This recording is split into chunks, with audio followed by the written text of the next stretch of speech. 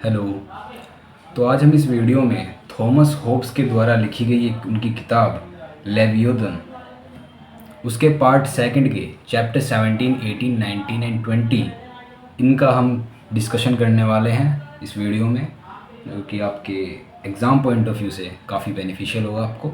Let's discuss Thomas Hobbes, और हम discuss करेंगे चैप्टर 17 उनकी बुक लेवियोथन पार्ट सेकंड का। चैप्टर 17 का नाम जो है वो है of the causes, generation and definition of a Commonwealth. So Commonwealth का आने का क्या कारण है, कैसे वो जनरेट हुआ, उसकी डेफिनेशन क्या होगी कॉमनवेल्थ की, इसके बारे में हम चर्चा करने वाले हैं इसमें। सो होब्स कहते हैं man by nature love liberty and domination. जब ये बाय नेचर लिबर्टी और डोमिनेशन को प्यार करता है तो क्या कारण है फिर उसे वो जो उसकी नेचुरल टेंडेंसी है उसको दबाकर वो कॉमनवेल्थ की तरफ बढ़ता है? क्या उसका कारण है, ये थॉमस होब्स बताने की कोशिश करते हैं इस चैप्टर में।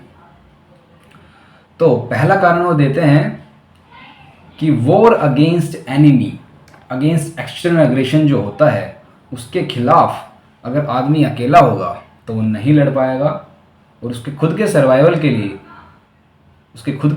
के लिए ज़रूरी है कि कॉमनवेल्थ के कॉन्सेप्ट का सहारा ले। अब पूछोगे कि कॉमनवेल्थ क्या होता है, वो मैं आगे बताऊंगा। अब एक्सटर्नल एग्रेशन तो हो गया, लेकिन ऐसा भी तो हो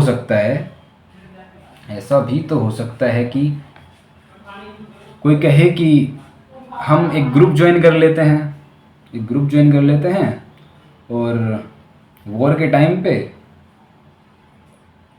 एक ग्रुप की मदद से वो विक्टोरियस हो जाएंगे। लेकिन उसके बाद क्या, वॉर के बाद क्या, दूसरे टाइम्स में क्या उनके खुद के मतभेद नहीं होंगे? क्या होंगे?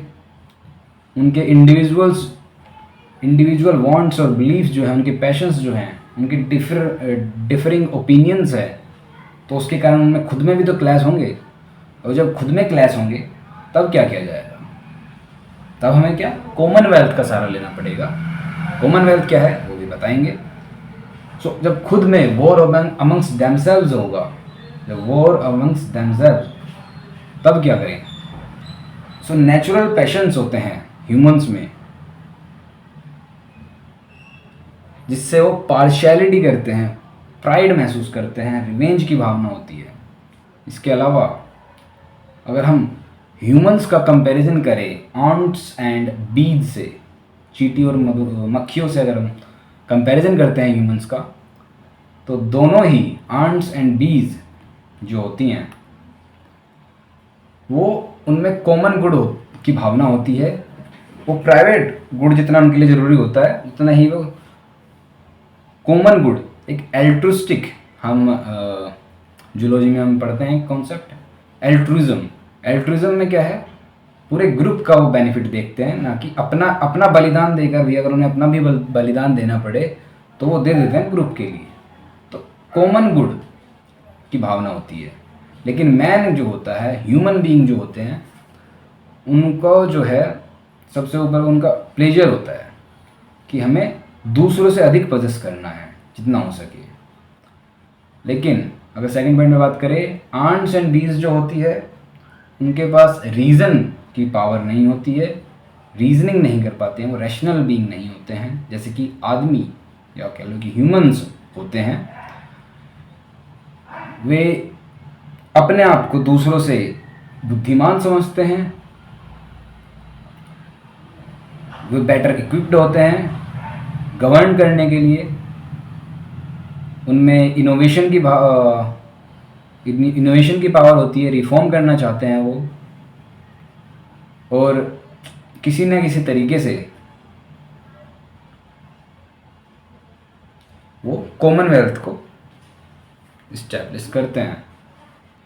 तीसरा पॉइंट है कि आंट्स एंड बीज कुछ हद तक तो कम्युनिकेट कर सकती हैं, लेकिन उनमें बोलने की, वर्ड्स के जरिए ये स्किल नहीं होती है जैसे कि हम ह्यूमंस में होती है।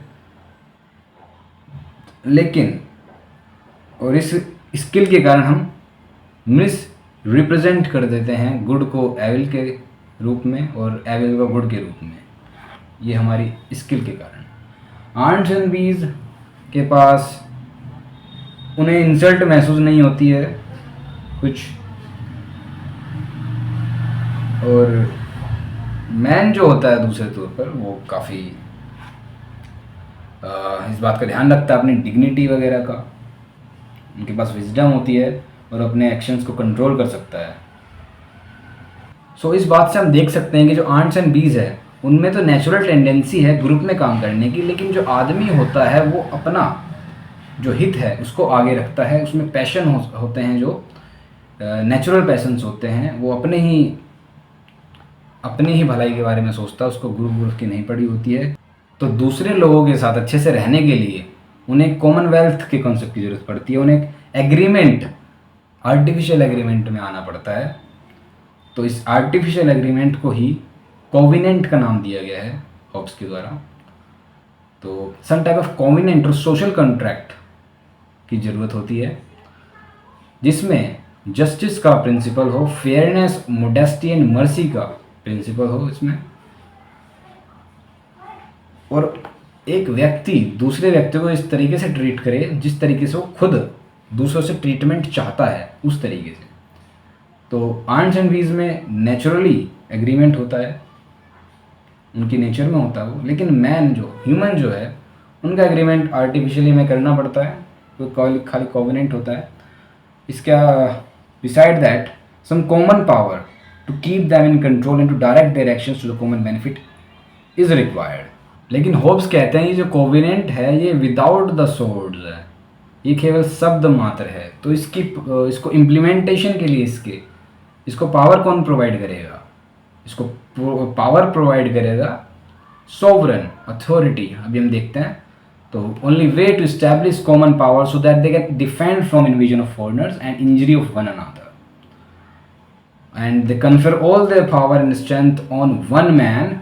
एक ऐसा आदमी चुने या फिर एक असेंबली चुन ले आदमियों की जिसको हम सोवरन कहेंगे, सोवरन अथॉरिटी होगी। और इसी को लेवियोथन भी कह सकते हैं इसको। लेवियोथन का एक बिब्लिकल बाइबल में इसका जिक्र मिलता है। बाइबल में इसको जाइंट सी क्रिएचर बोला जाता है, जो कि बहुत ही डेविलिश पावर होती है इसमें। और लेवियोथन को एक सोवरन अथॉरिटी के रूप में इसको होब्स डिस्क्राइब करते हैं अपनी किताब में। सो आदमी को क्या कहना है अब? वो कहेगा कि I authorise and give up my right of governing myself to this man or to this assembly of man on condition that you surrender to him your right of governing yourself and authorize all his actions in the same way. So commonwealth क्या है? अभी जो multitude जो United हुआ एक one person में, एक आदमी में, एक आदमी के ऊपर सारा दारोमदार आ गया, सारी पावर उसके पास है, उसी को एक आदमी को कॉमनवेल्थ कहा गया है। उसी के पास वही करता धरता है, वही डिसाइड करेगा जो करना है। सो एक ये एग्रीमेंट नहीं है, एक रियल यूनिटी है सेल्फ प्रिजर्वेशन के लिए, खुद के लिए।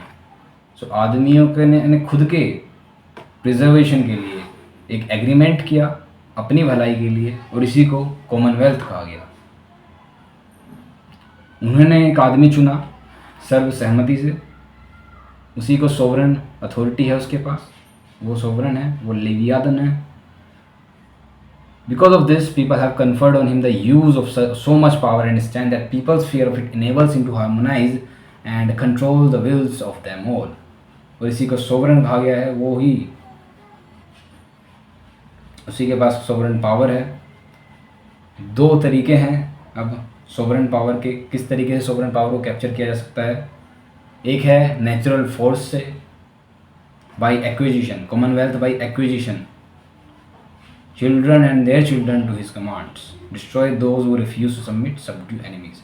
यानी कि पावर से, फोर्स से जो है हम कॉमनवेल्थ पा सकते हैं। चिल्ड्रन जो होंगे उनके जिसको हम एक्वायर कर लेंगे, उसके जो बच्चे होंगे और उसके बच्चों के बच्चे, उनके ऊपर भी हमारा ही डोमिनेन होगा, जो कैप्चर करेगा, जो एक्वायर करेगा। और जो उसको रिफ्यूज़ करेगा उसकी पावर को, उसको वो डिस्ट्रॉय कर सकता है और बिल्कुल जस्ट माना जाएगा, वैलिड माना जाएगा। एग्रीमेंट के जरिए भी हो सकता है ये। एग्रीमेंट के जरिए जैसे कि एक इंस्टीट्यूशन, कॉमनवेल्थ बाय इंस्टीट्यूशन, सब एग्री करें voluntarily among themselves to submit to one man or a group of men with the confidence that they will protect against all others। ऐसा भी हो सकता है। अब इसमें कुछ की टर्म्स है जो हम याद रख सकते हैं, जैसे कि स्टेट ऑफ नेचर क्या है। सो होब्स कहते हैं कि जो स्टेट ऑफ नेचर है वहाँ पर कन्फ्लिक्ट चलता रहता है, लाइफ जो है डेंजरस होती है, इनसिक्योर होती है, सोलिटरी, पुअर, नेस्टी, ब्रूटिस और शॉर्ट होती है लाइफ। कहीं से भी कभी भी आक्रमण हो सकता है। ह्यूमन लाइफ जो होती है कांस्टेंट फियर और डर का माहौल रहता है भाई। सोशल कॉन्ट्रैक्ट मतलब कि ये जो केओस है स्टेट ऑफ नेचर का, उससे बचने के लिए इंडिविजुअल्स क्या है, एग्री करते हैं कि हम एक ऐसी सोवरेन अथॉरिटी को सरेंडर कर दे अपनी फ्रीडम, और in exchange of protection and order हमें प्रोटेक्शन मिले उसके ज़रिए, और इफ़ेक्टिवली जो है कॉमनवेल्थ क्रिएट हो। ये सोशल कॉन्ट्रैक्ट करते हैं वो। अब कॉमनवेल्थ की डेफिनेशन क्या है? कॉमनवेल्थ को है, इसको डिफाइन किया जा सकता है an artificial person formed by the collective will of its members represented by the sovereign. So commonwealth क्या है? आर्टिफिशियल पर्सन है जो कि लोगों की कलेक्टिव विल के जरिए बनाया गया है, और ये सोवरेन की जो रिप्रेजेंट किया जा रहा है। कॉमनवेल्थ सोवरेनिटी क्या है? अब ये सोवरेन की अथॉरिटी है। यहाँ पर ये मोनार्क भी हो सकता है या फिर एक असेंबली भी हो सकती है, यानी कि इसको बोलेंगे क्या, मोनार्की और aristocracy. Civil rights and obligations क्या है? सिटीजन्स का ये है ऑब्लिगेशन कि ओबे करे सोवरेन को, क्योंकि उसे वो सिक्योरिटी प्रदान कर रहा है। तो अगर हम इसको समराइज़ करें तो हम कह सकते हैं कि होप्स इसमें कॉमनवेल्थ के फॉर्मेशन की बात कहते हैं, और कॉमनवेल्थ को इसको डिफ़ाइन करते हैं कि एक ऐसी पॉलिटिकल एंटिटी है, आर्टिफिशियल एंटिटी है, जो कि सोशल कॉन्ट्रैक्ट के थ्रू बनती है।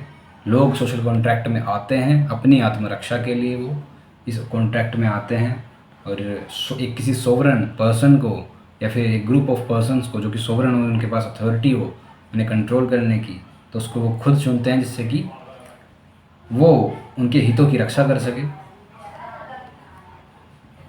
तो एक कॉमन अथॉरिटी वो इस्टेब्लिश करते हैं to prevent the chaos of the state of nature.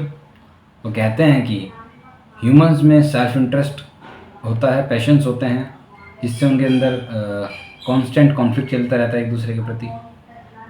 तो एक अथॉरिटी की ज़रूरत पड़ती है। वो अथॉरिटी जो है उसके सामने वो नतमस्तक हो जाते हैं सब इंडिविजुअल्स, अपने राइट्स, अपनी फ्रीडम उसके आगे रख देते हैं, जो बोलेगा वो करेंगे, ठीक है, क्योंकि वो उन्हें प्रोटेक्शन और पीस प्रोवाइड कर रहा है। तो सोवरेन जो है मेंटेन करता है absolute power to ensure order, peace, prevent conflict and enforce laws for the common good. So this was the chapter 17, जिसमें हमने देखा कॉमनवेल्थ का आने का क्या कारण है, क्या उसकी डेफिनीशन है, और उसका जनरेशन कैसे हुआ, वो देखा हमने। तो अब बात करेंगे चैप्टर 18 की। चैप्टर 18 में हमें देखना है जो सोवरेन है, सोवरेन के क्या राइट्स है, जो कि सोवरेन इंस्टीट्यूशन के द्वारा बनाया गया है, लोगों ने खुद चुना है उसको अपनी रक्षा के लिए। तो आइए बात करते हैं चैप्टर 18।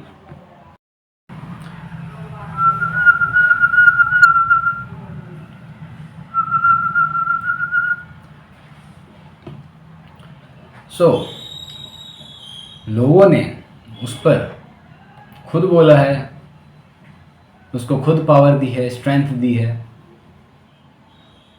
क्योंकि उन्हें एक हार्मोनाइज इन्वायरमेंट चाहिए, उन्हें कॉन्फ्लिक्ट फ्री इन्वायरमेंट चाहिए, इसलिए उन्हें पावर दी है लोगों ने खुद ही। तो कॉमनवेल्थ एक ऐसा पर्सन है of whose acts a great multitude of people have made themselves the authors, being this by mutual covenants with one another, so that the Commonwealth may use the strength and means of them all, as he shall think appropriate for their peace and common defense. So Commonwealth जो है लोगों के द्वारा चुना गया है, उन्हीं को रिप्रेजेंट कर रहा है। जैसे कि एक डेमोक्रेसी में रिप्रेजेंटेटिव्स होते हैं, एमपी एमएलएज होते हैं, उसी तरीके से कॉमनवेल्थ में जो लोग, जो आदमी या जो भी है, एक पर्सन चुना गया है, वो उन्हीं को रिप्रेजेंट कर रहा है। तो लोग उत्तरदायी होंगे, वो नहीं, क्योंकि उन्होंने उसको चुना है। तो जो ऑथर्स हैं, रियल ऑथर्स, वो पीपल खुद ही हैं, क्योंकि उन्होंने म्यूचुअल कोविनेंट्स साइन किए हैं एक दूसरे के साथ with one another, so that the commonwealth may use the strength and means of them all. तो उसका यूज़ करेगा, वो सारे डिसीजन वही लेगा, लेकिन जिम्मेदारी उसकी नहीं होगी, जिम्मेदारी ऑथर्स की होगी, लोगों की होगी। As he shall think appropriate जैसा भी लगेगा। तो तुम रेस्पॉन्सिबल नहीं ठहरा पाओगे उस सोवरन को, उस कॉमनवेल्थ को, क्योंकि वो तो उनके डिफेंस के लिए, उन्हीं के पीस के लिए उन्होंने इसको बनाया है, लोगों ने। सो इसी को सोवरन कहा गया है। और जो भी लोग हैं वो उसके सब्जेक्ट्स कहे जाएंगे। All the others are his subjects. Sovereign by natural force, commonwealth by acquisition, father and children. So जो सोवरन नेचुरल फोर्स के जरिए बनता है उसको कॉमनवेल्थ बाय एक्विजिशन बोलते हैं। इसको देख लेते हैं, सोवरन बाय एग्रीमेंट। यहाँ पर कॉमनवेल्थ बाय इंस्टीट्यूशन है, इंस्टीट्यूशन के जरिए, यानी कि लोग खुद चुन रहे हैं, एग्रीमेंट है उनके बीच में। तो सोवरन एंड सब्जेक्ट्स के बीच में जो एग्रीमेंट है वो एक इंस्टीट्यूशन वाला है, लेकिन फादर एंड चिल्ड्रन के बीच में जो है एक्विजिशन वाला है। ठीक है, उसने कोई कॉन्ट्रैक्ट साइन नहीं किया है चिल्ड्रन ने फादर के साथ। सो कॉमनवेल्थ क्या है? Is instituted when a multitude of man agree and covenant each one with each other. ठीक है, हर एक के साथ, हर एक आदमी के साथ दूसरे आदमी के साथ एग्रीमेंट में आता है, कोविनेंट में आता है, और इसी को कॉमनवेल्थ कहा गया है। एंड सम मैन और assembly of man is chosen by majority vote to be their representative. So majority vote के जरिए वो अपना रिप्रेजेंटेटिव चुनते हैं, जैसे कि डेमोक्रेसी में होता है, इसी प्रकार से इसमें चूज किया गया है। Okay, each of them authorise all the actions and judgements of that man और assembly of man as though they are his own. तो हर एक उनमें से ऑथराइज होता है all the actions and judgements of that man और assembly of man as though they are his own. जैसे कि उसके खुद के एक्शन है तो उन्हीं के लिए ऑथराइज होता है। एक्शंस जो है सब लोग कौन ले रहा है? सोवरन ले रहा है, लेकिन उसके लिए ऑथराइज कौन है? हर एक वो आदमी। इसने एग्रीमेंट साइन किया है, और इसका पर्पज़ क्या है कि पीसफुली हमें रहना है among themselves and being protected against other man. दूसरे लोगों से हमें प्रोटेक्टेड रहना है, इसलिए उन्होंने एग्रीमेंट साइन किया। इसका ये पर्पज़ है कॉमनवेल्थ का। So this binds those who did not vote as well as those who did. तो जिसने उसके खिलाफ भी वोट किया है, जिसने उसको वोट किया है, नहीं भी किया है जिसने वोट, इस सब पर लागू होता है, क्योंकि मेजोरिटी में डिसीजन लिया गया है।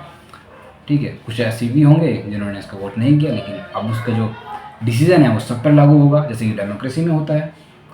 People are not obliged by any previous covenant to do anything conflicting with this new one. अगर उन्होंने पहले कोई एग्रीमेंट किया हुआ है तो उसके लिए वो ऑब्लाइज नहीं होंगे कुछ करने के लिए। जो नया वाला एग्रीमेंट है वो अप्लाई होगा केवल।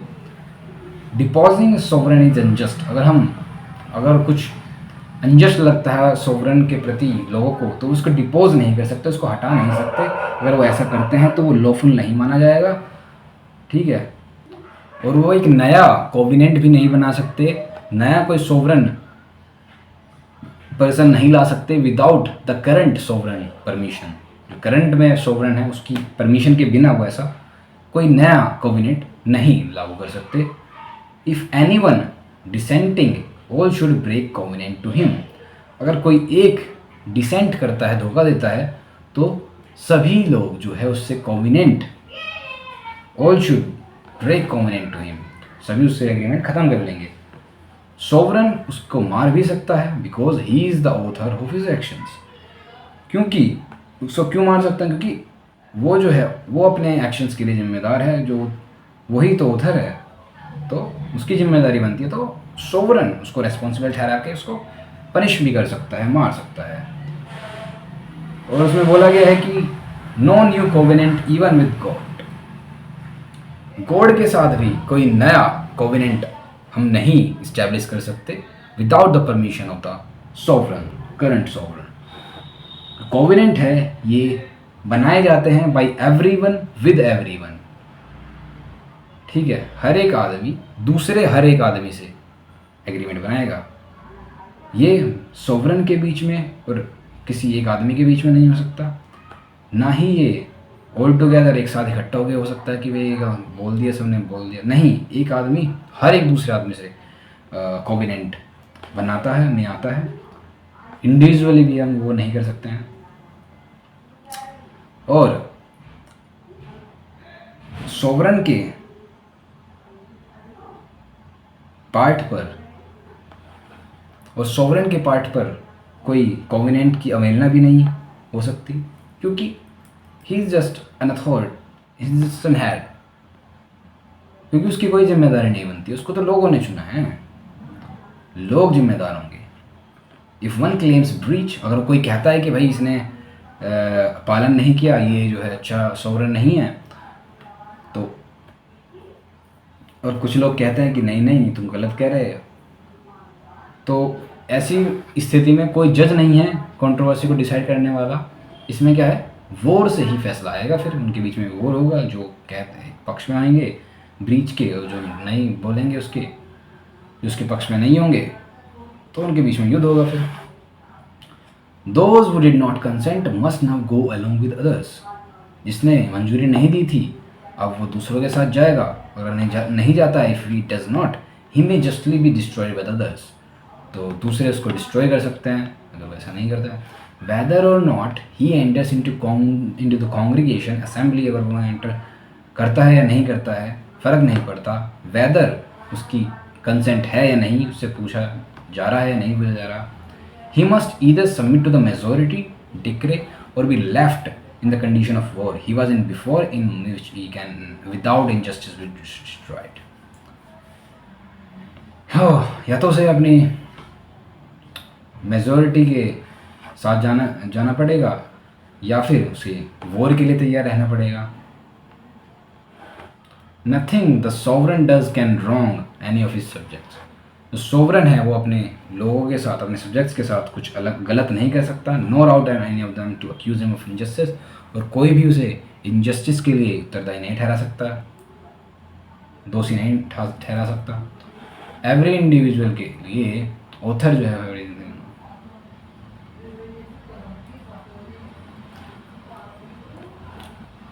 For every individual author is an author of everything that sovereign does, sovereign जो भी कुछ करता है।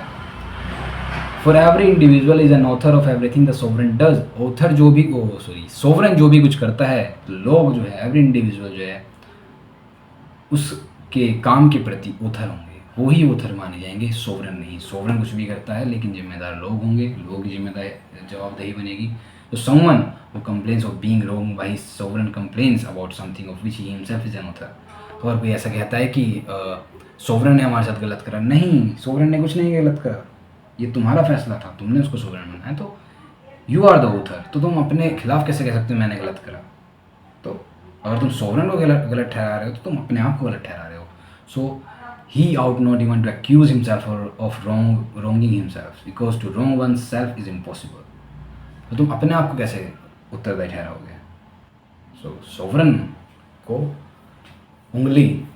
सोवरन पर उंगली उठाना कोई मतलब नहीं बनता उस बात का। सोवरन इज द जज of what opinions and doctrines are threat to peace, consequently which are to be trusted, on what occasions and how far they should be allowed to go, and who shall examine the doctrines। Sovereign जज है, इसको opinions है और doctrines है, threat to piece, consequently उसी को trust किया जाएगा और वही डिसाइड करेगा कब तक ये डॉक्ट्रिन्स हो या वगैरह जो है ओपिनियंस है माने जाएंगे, कब तक चलेंगे वो, यही जो है सोवरन डिसाइड करेगा, एग्जामिन करेगा डॉक्ट्रिन्स को। और इन्हीं ओपिनियंस एंड डॉक्ट्रिन्स के जरिए एक्शंस होंगे। Doctrines that are against peace and are contrary to truth, so वो डॉक्ट्रिन जो पीस के विरुद्ध होगी वो ट्रुथ के भी विरुद्ध होगी, कंट्रारी होगी उनके। Sovereign has power of prescribing rules that let every man know what good he may enjoy. So sovereign he prescribe करेगा वो रूल्स कि एवरी मैन वो जाने what good he may enjoy, वो क्या चीज़ें इंजॉय कर सकता है, व्हाट एक्शंस वो क्या परफॉर्म कर सकता है without being troubled by any of his fellow subjects property.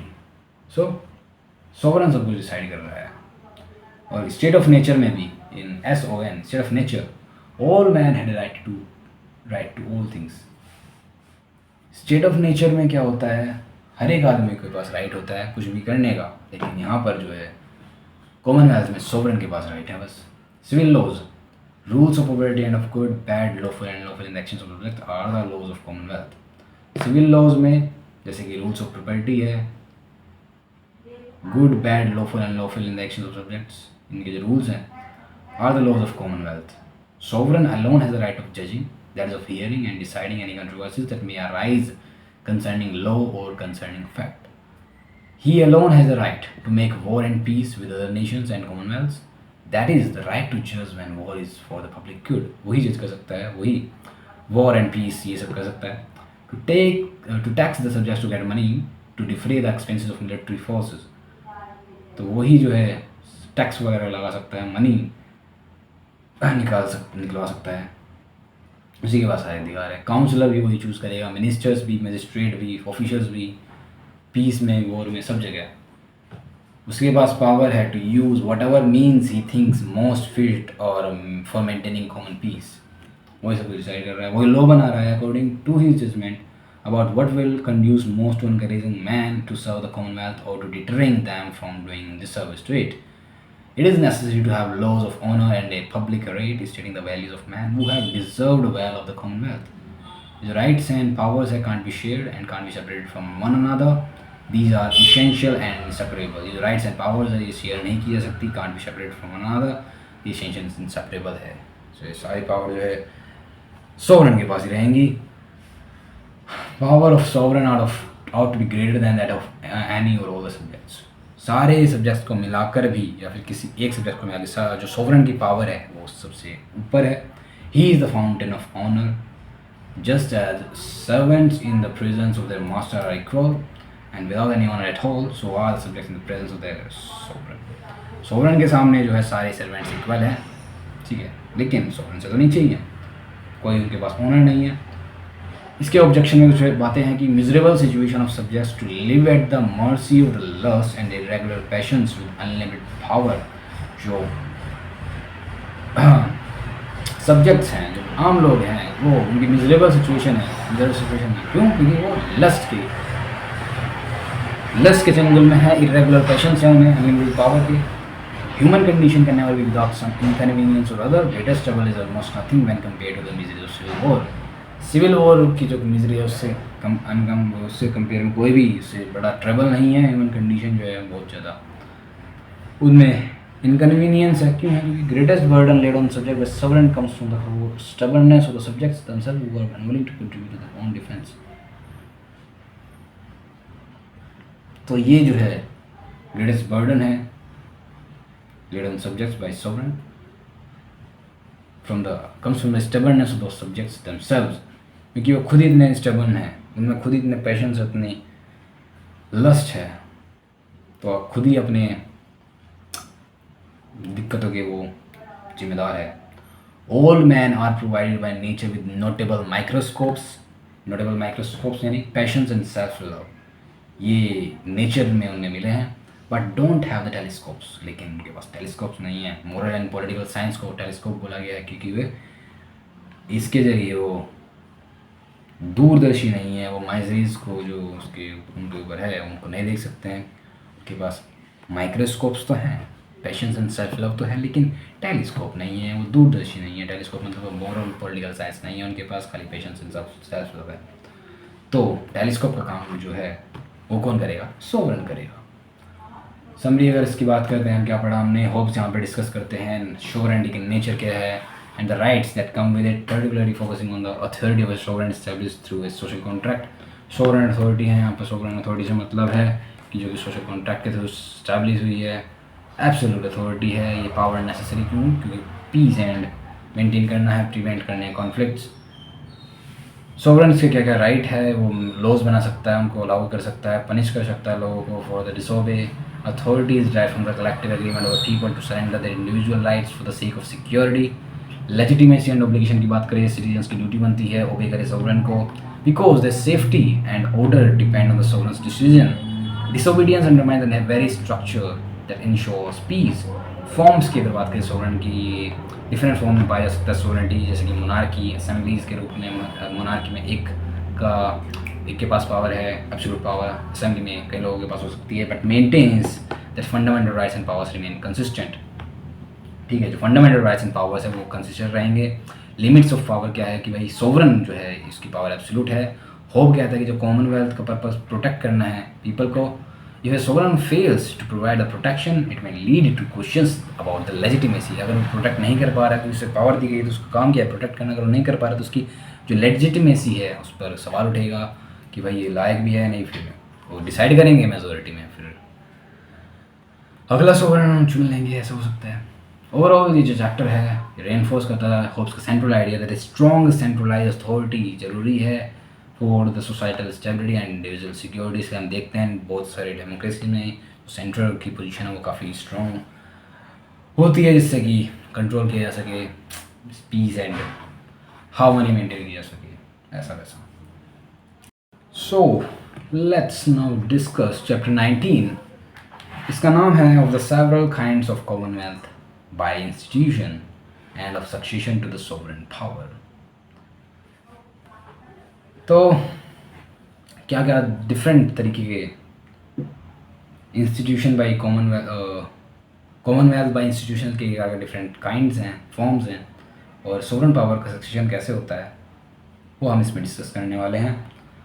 Different forms of Commonwealth by institution, जो लोगों के बीच एग्रीमेंट होके क्या क्या कॉमनवेल्थ के फॉर्म हैं वो है। पहला है मोनार्की, जहाँ पर एक आदमी के पास पावर होती है। एरिस्टोक्रेसी में एक से ज़्यादा के पास होते हैं लेकिन सबके पास नहीं होती। डेमोक्रेसी में सबके पास होती है power. Above 3 forms got the other names as well by the people who dislike them. और ये जो 3 फॉर्म है कॉमनवेल्थ की, इन्हीं के जो है 3 और नाम है जो कि किसने रखे हैं, वो लोग जो कि इन तीनों को पसंद नहीं करते हैं। जैसे कि मोनार्की को कहा जाता है उनके ना चाहने वालों द्वारा टायरनी। मोनार्की को टायरनी कहते हैं, वो एक टायरनी है। जो लोग एरिस्टोक्रेसी से परेशान होते हैं वो उसको ओलिगार्की के नाम से बुलाते हैं। और डेमोक्रेसी को वो कुछ लोग बोलते हैं ये एनार्की है, जो कि उसे पसंद नहीं करते डेमोक्रेसी को। कुछ इलेक्टिव किंगडम्स होते हैं जहाँ पर किंग के पास सोवरेन पावर होती है कुछ समय के लिए। कुछ ऐसे किंगडम भी होते हैं जहाँ पर किंग के पास थोड़ी लिमिटेड पावर होती है। और कुछ ऐसी डेमोक्रेटिक कंट्री है जिसके अंदर एक और कंट्री आती है जहाँ पर वो गवर्नर बिठा देते हैं और उसके द्वारा वो वहाँ पर शासन होता है। क्रिटिसिज्म ऑफ इंग्लैंड, यहाँ पर इंग्लैंड की क्रिटिसिज्म क्यों होती है, क्योंकि वहाँ पर किंग भी बैठा हुआ है और हाउस ऑफ लॉर्ड्स भी है। तो यहाँ पर ये एब्सर्ड सा आइडिया लगता है क्योंकि सोवरेन असेंबली के साथ साथ किंग के साथ साथ जो एक सोवरेन अथॉरिटी है उसके साथ साथ एक सोवरेन असेंबली भी है जो कि रूल कर रही है। ये एब्सर्ड आइडिया है, सोवरेन असेंबली भी है और किंग भी है, तो थोड़ा एब्सर्ड है इंग्लैंड के मामले में। The differences in these 3 forms consist not in differences of amount of power but differences in how serviceable they are, how apt to produce the peace and security of the people. जो 3 forms हैं इनमें जो differences है वो differences power का नहीं, लेकिन जो डिफरेंस है वो कैसे वो सर्विस प्रोवाइड कर रही है लोगों को उसका है। अब हम कंपेयर करें अगर मोनार्की को एरिस्टोक्रेसी और डेमोक्रेसी से, तो क्या कर सकते हैं। मोनार्की में प्राइवेट इंटरेस्ट जो है वो पब्लिक इंटरेस्ट के समान ही है, दूसरी फॉर्म की तरह नहीं है। कैसे कि कोई भी राजा अमीर नहीं हो सकता, ग्लोरियस नहीं हो सकता अगर उसके सब्जेक्ट्स पुअर है। लेकिन एरिस्टोक्रेसी और डेमोक्रेसी में ऐसा हो सकता है। Taking advice from the competent people secretly is not possible with other forms. जो दूसरी फॉर्म्स हैं एरिस्टोक्रेसी एंड डेमोक्रेसी में, वहाँ पर सीक्रेटली एडवाइस नहीं ली जा सकती, लेकिन मोनार्की में जो है सीक्रेटली एडवाइस ली जा सकती है। Decisions of monarch are constant रहते हैं मोनार्क के डिसीजन, लेकिन एरिस्टोक्रेसी और डेमोक्रेसी में ये कांस्टेंट पावर हमें देखने को नहीं मिलती है। यहाँ पर अदर फॉर्म्स जो हैं जैसे कि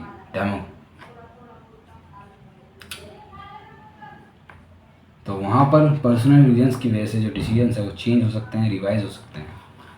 एक जो मोनार्क है ये डिसएग्री नहीं कर सकता खुद के साथ, खुद से, आउट ऑफ एनी और self interest, as can be the case with other forms. तो दूसरी फॉर्म्स में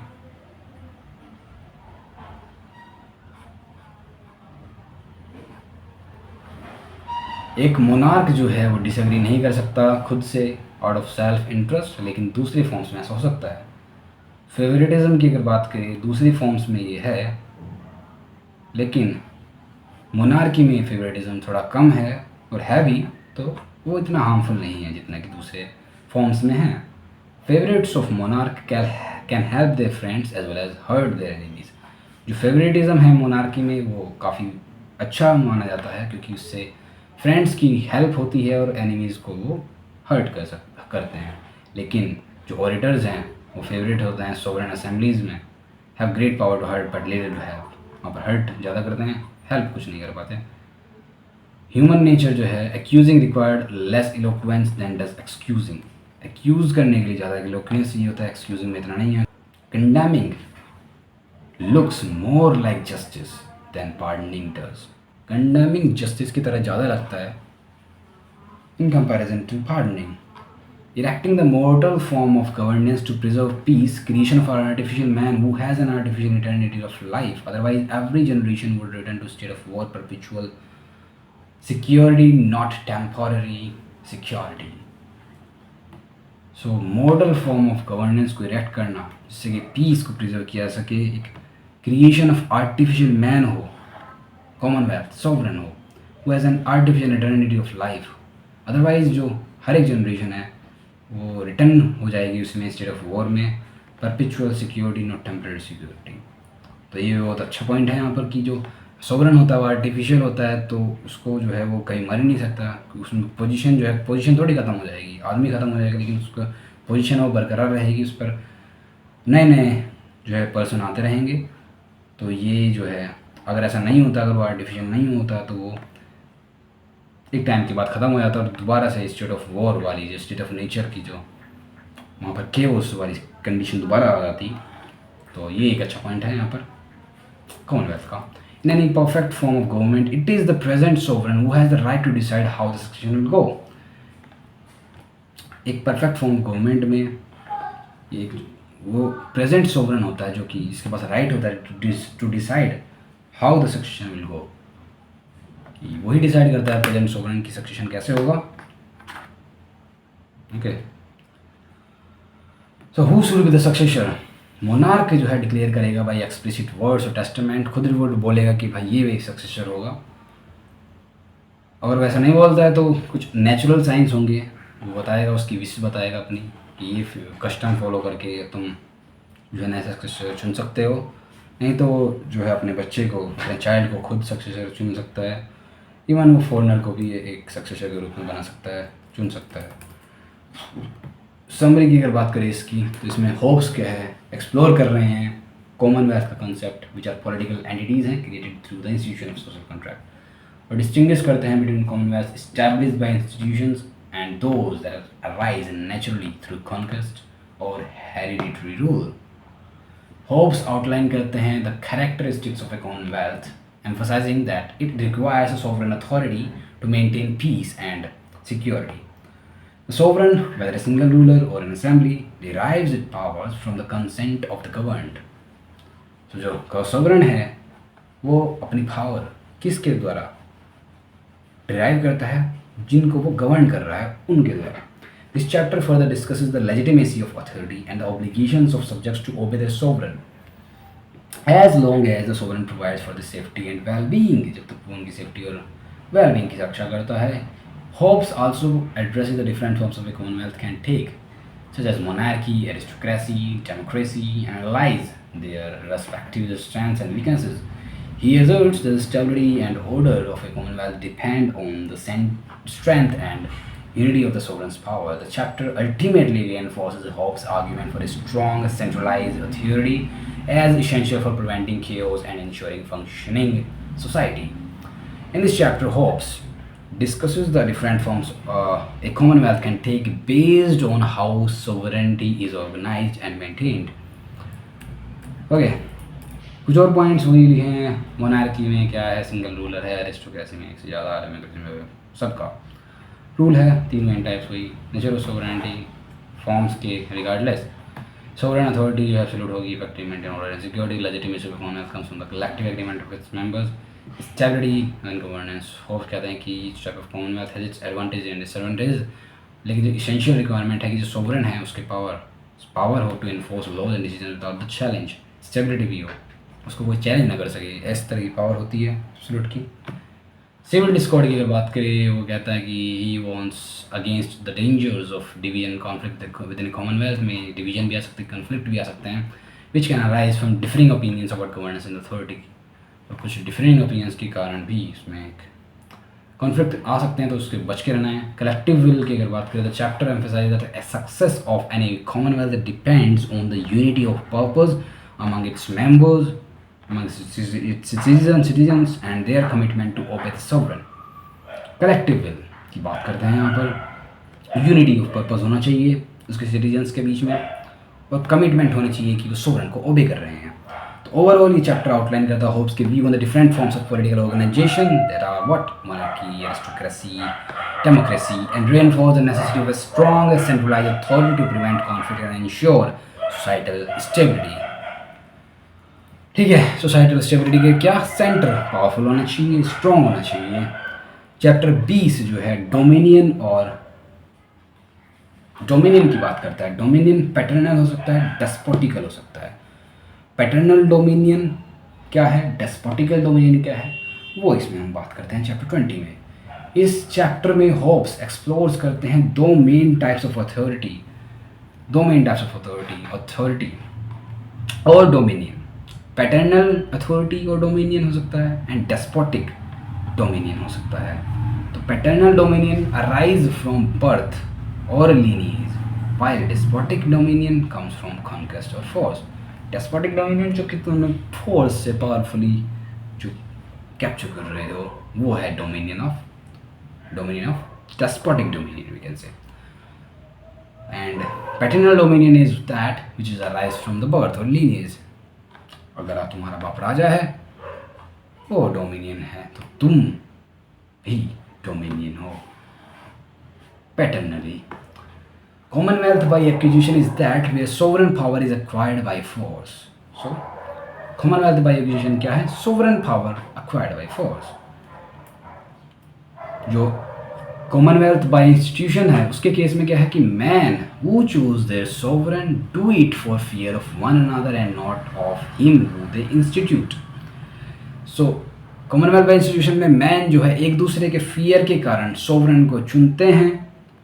इसमें वो सोवरेन के फियर की वजह से नहीं चुनते हैं, तो एक दूसरे का फियर होता है, इसलिए खुद जो है एक दूसरे के फियर के कारण चुन लेते हैं सोवरेन को। लेकिन जो है कॉमनवेल्थ बाय एक्विजिशन में क्या है, जो सोवरेन है, people subject themselves to whom they are afraid of. Sovereign बहुत ताकतवर होता है, उससे डरते हैं लोग, तो वो सब्जेक्ट बन जाते हैं, उसको चूज़ नहीं कर रहे हैं, उनके साथ उनको सब्जेक्ट बनाया जा रहा है सोवरेन द्वारा। In both the cases fear के कारण होता है दोनों में। पहले में फियर है एक दूसरे का, दूसरे में फियर है सोवरेन का। पैटर्नल डोमिनियन की अगर बात करें, पैटर्नल डोमिनियन में dominion over the child belongs equally to both the parents. Dominion होगा दोनों ही पेरेंट्स का इक्वली होगा चाइल्ड पर, लेकिन चाइल्ड जो है can not be equally subject to both. दोनों पे इक्वली कैसे वो सब्जेक्ट हो सकता है चाइल्ड दोनों पेरेंट्स का, ये इम्पॉसिबल है, क्योंकि no man can obey two masters, दो मास्टर्स नहीं हो सकते किसी गुलाम के। Some attributed the dominion only to the male considering more excellent sex. कुछ कहते हैं कि जो डोमिनियन है वो मेल होता है क्योंकि मेल जो है ज़्यादा एक्सीलेंट सेक्स है, ज़्यादा एक्सीलेंट जेंडर है।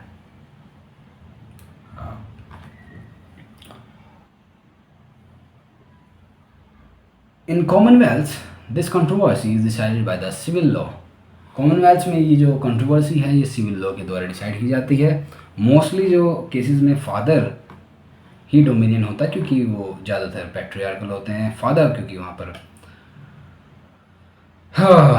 फादर के द्वारा वो जो है कॉमनवेल्थ स्टेब्लिश किया गया है, तो फादर ही क्या है डोमिनियन में आएगा। लेकिन ऐसा नहीं है कि हमेशा ही वो होता है, कुछ केसेस में मदर भी होती है जो डिसाइड करती है dominion. But whether there is no laws but where there is no laws इधर पैटर्नल और मैटरनल, ना ही पैटर्नल लॉ है, ना ही मैटरनल लॉ है, ना ही मैट्रिमोनी है, नहीं पैट्रिमोनी है, वहाँ पर डिसाइड कौन करता है? लॉ ऑफ नेचर के द्वारा डिसाइड किया जाता है। वहाँ पर लॉ ऑफ नेचर चलता है। नेचुरल इंक्लिनेशन होती है of both the sexes to one another. Dominion of the child जो है किसके द्वारा होता है? कॉन्ट्रैक्ट में आते हैं वो नेचुरली दोनों पेरेंट्स, और अगर वो कॉन्ट्रैक्ट को डिस्पोज करते हैं तो राइट जो है वो पास हो जाएगा अकॉर्डिंग टू कॉन्ट्रैक्ट। अगर वो कॉन्ट्रैक्ट में लिखा है कि भाई डोमिनियन जो है वो माँ का होगा, तो चाइल्ड जो है वो सब्जेक्ट होगा मदर का। अगर ऐसा लिखे कि फादर का वो डोमिनियन होगा तो चाइल्ड फादर का सब्जेक्ट होगा। अगर वो डिस्पोज ऑफ नहीं करते हैं कॉन्ट्रैक्ट को, कोई कॉन्ट्रैक्ट ही नहीं होता है अगर, तो डोमिनियन जो है वो मदर के पास चला जाएगा automatically. Where there is no matrimonial law it can not be known who is the father unless it is declared by the mother. जब तक माँ नहीं बता देती उन सोसाइटीज़ में, उन जगह पर जहाँ पे मैट्रिमोनियल लॉ नहीं है, जब तक माँ नहीं बोलेगी कि बाप कौन है तो पता कैसे चलेगा। सो जो राइट है और डोमिनियन का वो द चाइल्ड डिपेंड करता है माँ की विल पर। नाउ सी में इवन नरिश इट और एक्सपोज इट। अब जो बच्चा है उसको वो नरिश भी कर सकती है और एक्सपोज भी कर सकती है। एक्सपोज यानी कि वो ऐसे छोड़ देगी किसी और, कोई और उसको नरिशमेंट देगा। अगर उसको नरिश करती है तो इट जो चाइल्ड है वो अपनी लाइफ जो है मदर के नाम कर देगा और उसको ओबे करेगा, उसका डोमिनियन एक तरीके से जो है मदर के पास आ जाएगा और वो जो है सब्जेक्ट बन जाएगा चाइल्ड मदर का। लेकिन वो अगर उसको एक्सपोज कर देती है, कोई और उसको फाइंड करके उसको नरिशमेंट देता है, तो डोमिनियन जो है वो उस पर्सन का होगा जो उसको नरिशमेंट दे रहा है। तो नरिशमेंट के ऊपर है, जो नरिशमेंट देगा उसी का डोमिनियन चाइल्ड के ऊपर। If mother is the father subject, अगर फादर की सब्जेक्ट मदर है तो चाइल्ड भी अल्टीमेटली फादर के डोमिनियन में आएगा। अगर फादर मदर का सब्जेक्ट है, मदर के अंडर आ रहा है, तो चाइल्ड जो है वो भी मदर के अंडर ही आएगा, मदर का सब्जेक्ट बन जाएगा। तो वो had dominion of the child, had dominion of the children of the child also. जिसके पास चाइल्ड का डोमिनियन है तो वो उस चाइल्ड के चाइल्ड जो होंगे उनके ऊपर भी डोमिनियन किसका होगा? उसी का होगा। And over their children's children also, उससे बच्चे जो बच्चे के बच्चे होंगे उनके ऊपर भी डोमिनियन उसी का होगा। If one has dominion over the person of a man had dominion over all that is his. अगर किसी आदमी के पास किसी का डोमिनियन है तो उसका जो भी है जिसके ऊपर वो डोमिनियन रखता है उसके पास जो भी चीज़ें हैं उनके ऊपर भी उसी का डोमिनियन होगा। Similarly, in case of despotical dominion, Hobbes argues that those who are conquered and forced into submission also owe obedience to their ruler because the conqueror provides them with protection in exchange for their subjection. तो इसी तरीके से डेस्पोटिकल dominion में जहाँ पर power के जरिए, acquisition के जरिए, कॉन्कर करके लोगों को फोर्स के जरिए सबमिट करवा के उन्हें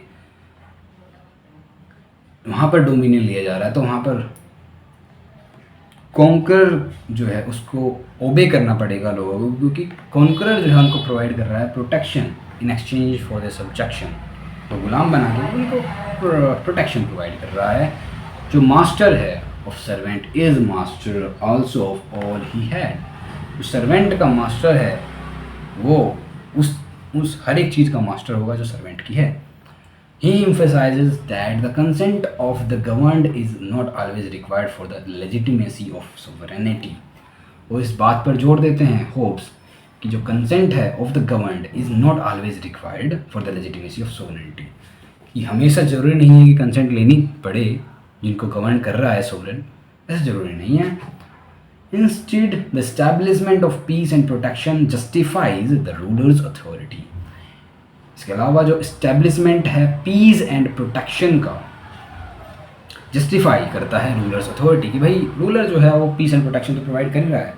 तो क्या मतलब कि उसकी कंसेंट लेने की ज़रूरत पड़ी, वेदर थ्रू वॉलेंट्री एग्रीमेंट और थ्रू कोर्सन, ज़बरदस्ती करे वो रूलर शोवरन या सोशल कॉन्ट्रैक्ट के थ्रू या कुछ भी हो, वॉलेंट्रीली इनवॉलेंट्री, लेकिन वो तुम्हें प्रोटेक्शन प्रोवाइड कर रहा है, तो you have to submit to him or her. Hobbes further clarifies that both forms of dominion, whether derived from birth or conquest, are absolute and have similar powers and responsibilities, which include the right to make laws, judge disputes, and defend the commonwealth. So Hobbes कहते हैं कि चाहे dominion डिस्पोटिकल हो, paternal हो, किसी भी तरीके हो, अक्वायर किया गया पावर के जरिए या फिर बाय बर्थ, दोनों के पास एब्सोल्यूट पावर है, सिमिलर उनकी जिम्मेदारियाँ हैं, उनको राइट है लॉज बनाने का, जज करने का डिस्प्यूट्स को और डिफेंड करने का कॉमनवेल्थ को. So this was chapter 20. उम्मीद है आपको अच्छा लगा होगा. अगर अच्छा लगा है तो इसको लाइक करें, चैनल को सब्सक्राइब करें, और भी वीडियोज़ आने वाली है, और अपने फ्रेंड्स को अपने ग्रुप्स में इस वीडियो को भेजें और उनकी भी हेल्प करें. अभी जल्दी 21 चैप्टर भी आने वाला है. Bye bye.